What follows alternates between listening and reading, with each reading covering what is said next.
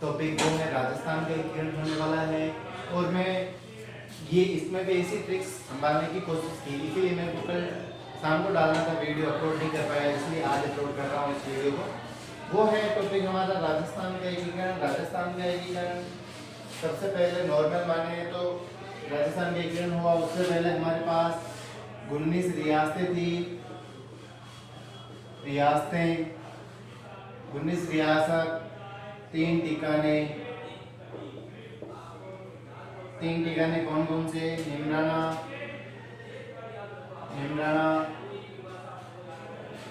लावा,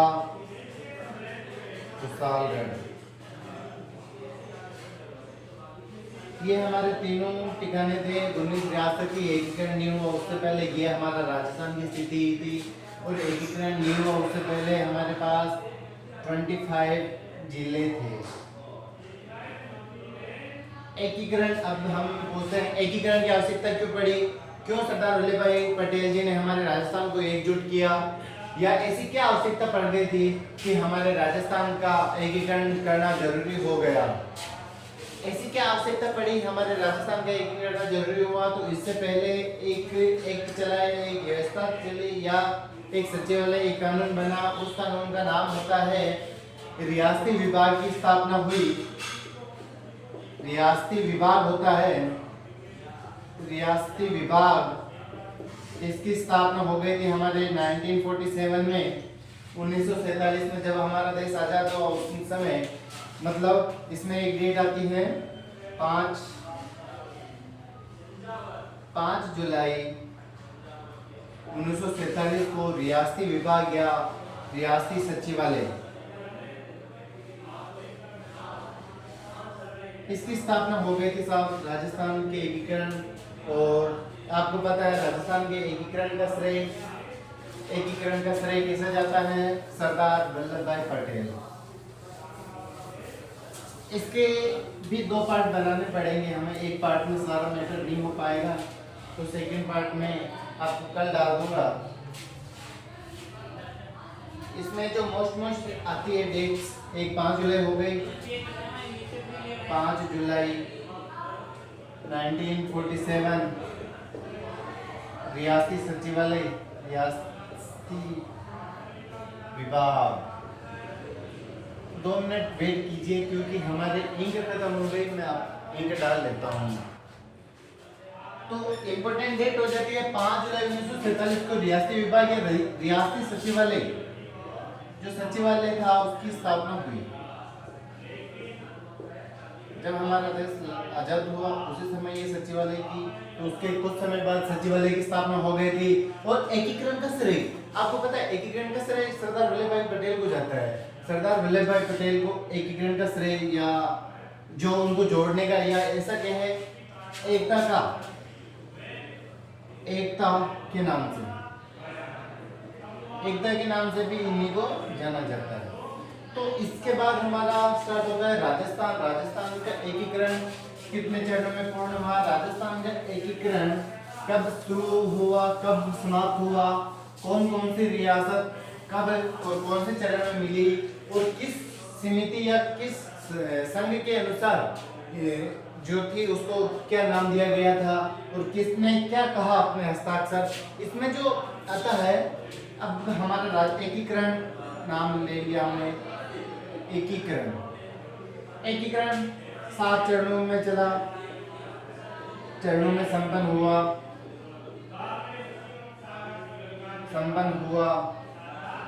okay, 7 चरणों में ये संपन्न हुआ। तो प्रथम चरण चला 18 मार्च 1948 को, और जो 7वां चरण था जो समाप्त हुआ, ये तो प्रारंभ एकीकरण की शुरुआत हो गई थी हमारे यहाँ 18 मार्च 1948 को, और अंतिम चरण था, या यूं कहें पूर्ण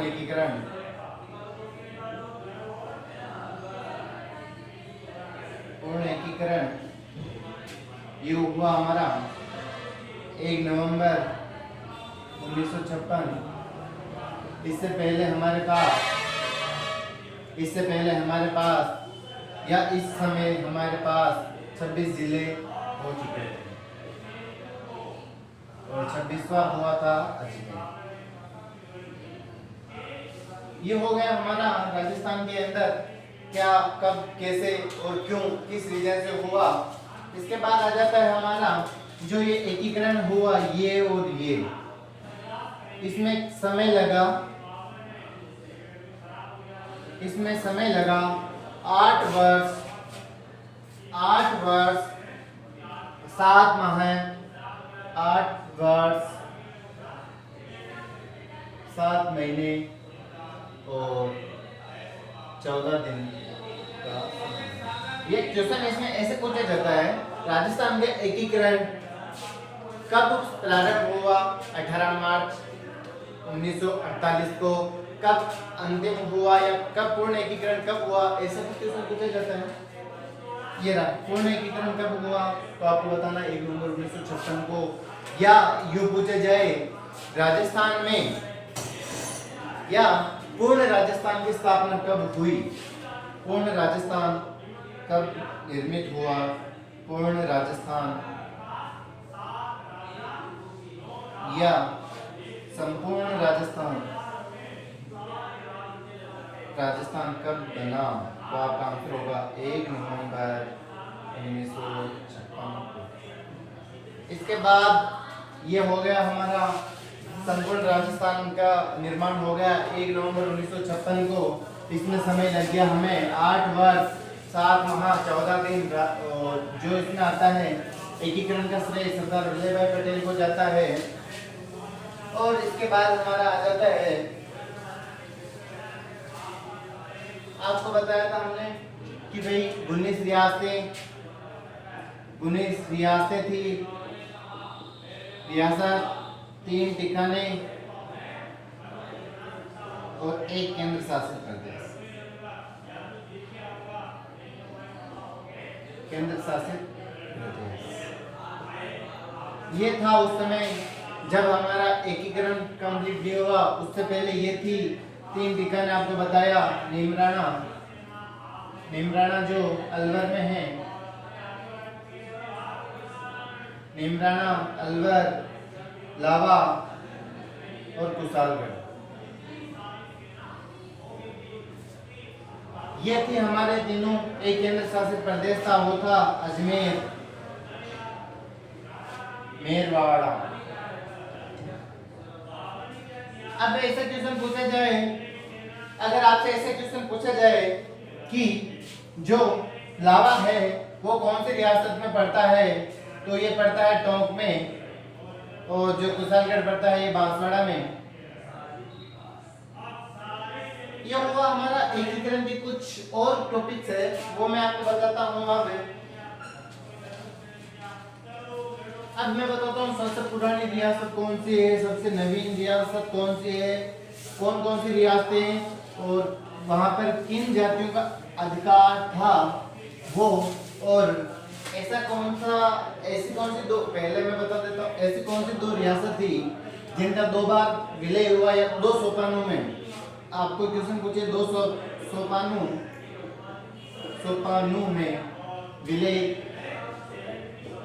किस रियासत का हुआ, किस रियासत का हुआ। ऑप्शन आपको मिल जाए, ए अजमेर, सिरोही,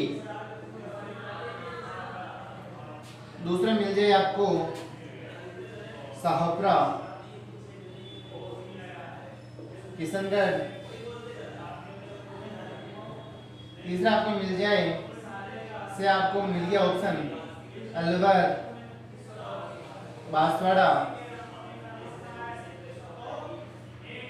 अब यहाँ देखो, आपको जो ये डालेगा ना वो कर देगा पहले अजमेर, आपने अजमेर रट रखा है, मतलब दे अजमेर, और नीचे यहाँ से दे दिया, जैसे से कौन सा आ रहा है, शाहपुरा आ रहा है, तो इधर शाहपुरा कर दिया। तो इसमें आपका आंसर होगा अजमेर, सिरोही। जिसका 2 चरणों में विलय कंप्लीट हुआ है, 2 सोपानों में इसका कंप्लीट हुआ। अब मैं आपको बताता हूँ क्या क्या बताने वाला हूँ, वो मैं लिखता हूँ आपके पास। सबसे क्षेत्रफल की दृष्टि से, क्षेत्रफल में सबसे बड़ी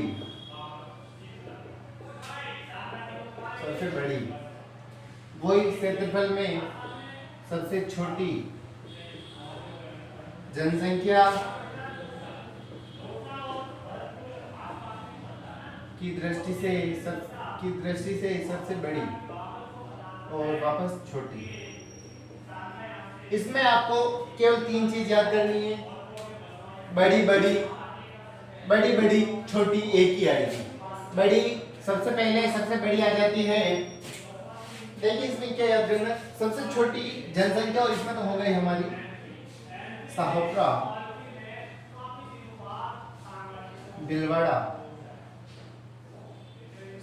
भिलवाड़ा, ये हो गई हमारी सबसे छोटी जनसंख्या की दृष्टि से भी सबसे कम जनसंख्या सहापरा भिलवाड़ा में, और सबसे छोटी भी ये हो गई, और सबसे पुरानी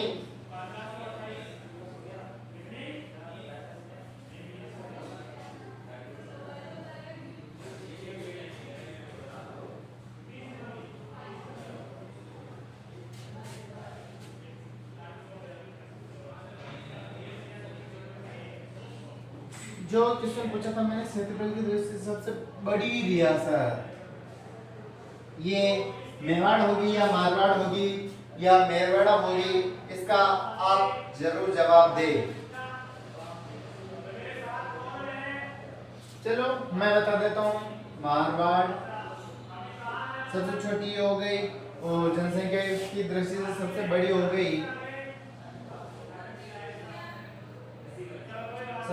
गई, जयपुर रियासत। ये हुआ हमारा सबसे बड़ी। अब इसमें आता है अगला टॉपिक होता है, वो हो जाता है,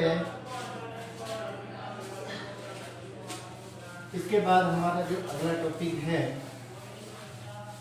वो है सबसे पुरानी रियासत,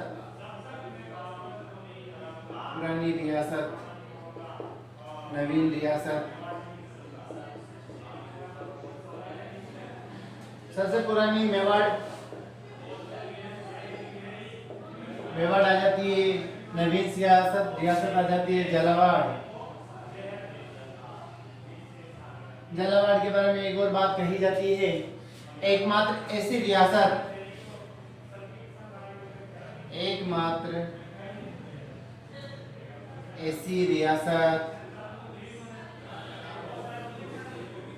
जिसका निर्माण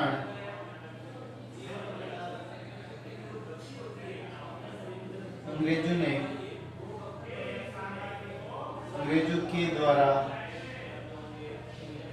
किया गया।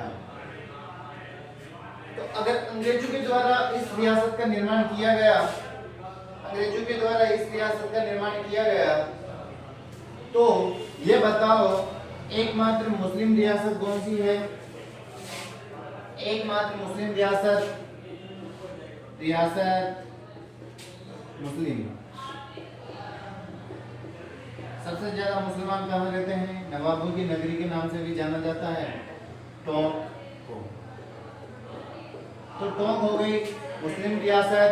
जाट रियासतें कौन कौन सी थी? जाट रियासतें ये हो गई हमारी धौलपुर और भरतपुर। और जो शेष रह जाती है 16 रियासतें, उन पर राजपूतों का शासन था।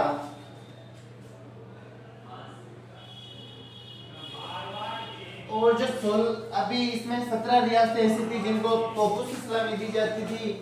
सिर्फ 2 रियासतें ऐसी थी जिनको तोपुस इस्लामी नहीं दी जाती है। वो है एक तो सहारपुरा और सेकंड है किशनगढ़।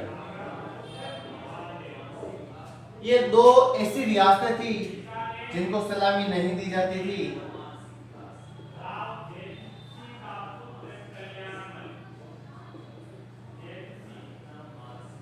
तोपुक इस्लामी सिर्फ और सिर्फ ये दो रियासत थी जिनको नहीं दी जाती थी। इसका रीजन यह था कि इन्होंने जो अंग्रेज थे उनकी जो शर्तें थी मानने से इनकार कर दिया, इसलिए इनको फिर यह इस्लामी नहीं दी जाती थी।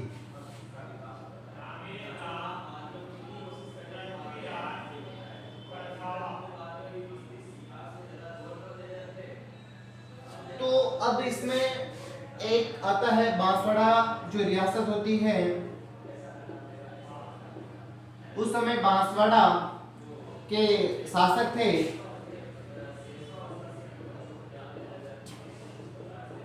उन्होंने एक बात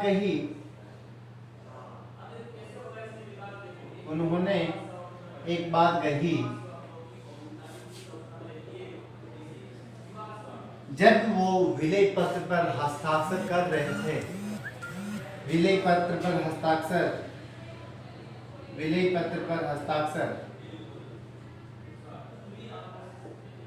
करते समय उन्होंने कहा, मैं अपने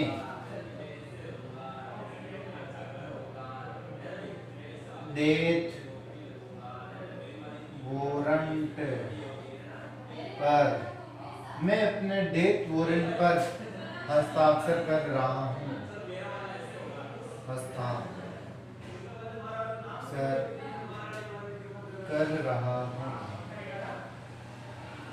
इसमें सिर्फ और सिर्फ क्वेश्चन, अधिकतर जो क्वेश्चन पूछा गया अभी पिछले एसएससी के एग्जाम हुआ था उसमें, जो पिछली बार राजस्थान पुलिस के एग्जाम हुआ था उसमें पटवारी 2013 में ये क्वेश्चन पूछा गया था कि उस महाराजा या उस रियासत का नाम बताओ जिन्होंने अपने विलय पत्र था उस पर हस्ताक्षर करते समय कुछ बात कही थी। वो सिर्फ और सिर्फ बांसवाड़ा के चंद्रवीर सिंह थे या सेन थे, उन्होंने ही सिर्फ और सिर्फ ऐसा कहा।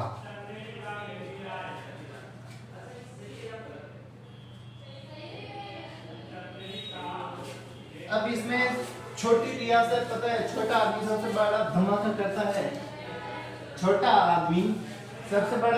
करता है, राजस्थान की एकमात्र रियासत शाहपुरा, राजस्थान की एकमात्र ऐसी रियासत शाहपुरा थी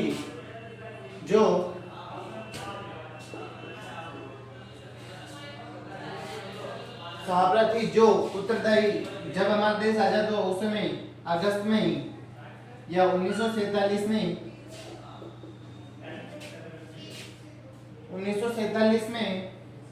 उत्तरदायी शासन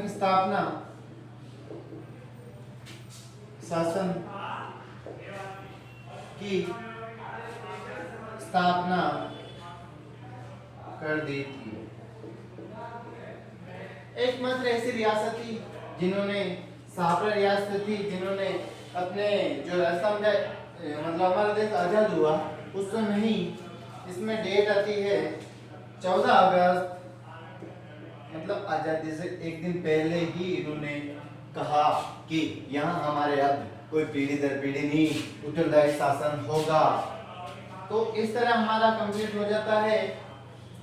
और जो हमें संविधान के अंदर मिलता है, जैसे मिलता है ना, मतलब ए ग्रेड बी ग्रेड, मतलब ये किस ग्रेड का है या किस पोजीशन का है, तो हमारे राजस्थान राज्य संविधान में सेकंड बी मतलब द्वितीय श्रेणी का राज्य रखा गया है भारतीय संविधान में। भारतीय संविधान में द्वितीय श्रेणी। तो इसी के साथ समाप्त हो जाता है हमारा पार्ट 1 राजस्थान का एकीकरण। पार्ट 2 कल मैं इससे जल्दी डालने की कोशिश करूंगा। धन्यवाद।